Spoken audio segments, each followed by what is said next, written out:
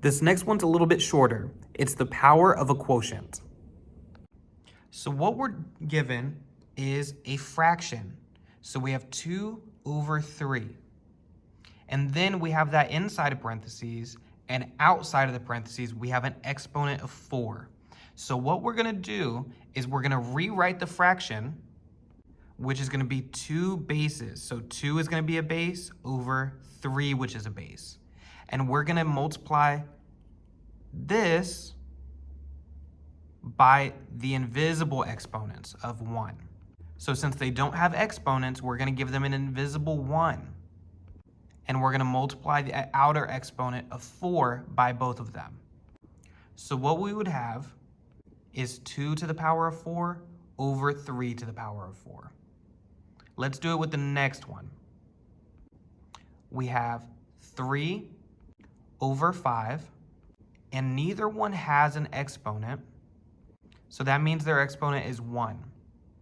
So I'm gonna multiply those by the exponent outside of the parentheses, which is 6. 1 times 6 is 6.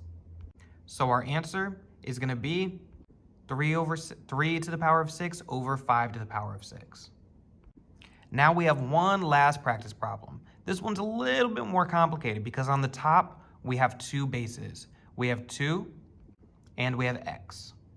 Then on the bottom we have a base of 9.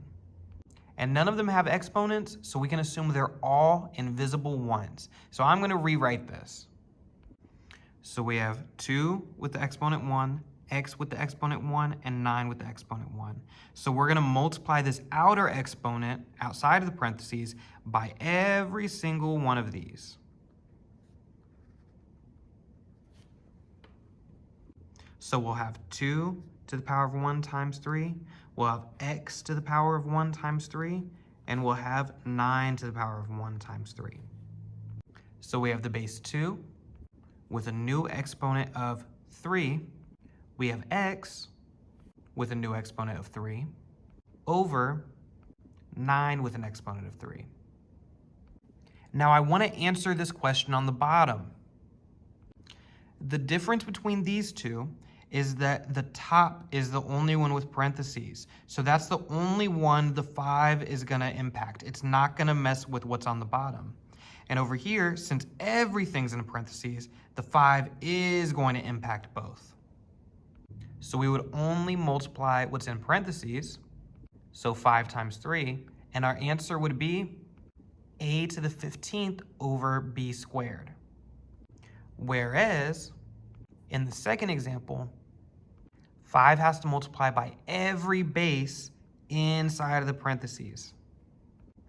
So we'd get a with an exponent of 5 times 3, which is 15, and b with an exponent of 2 times 5, which is 10.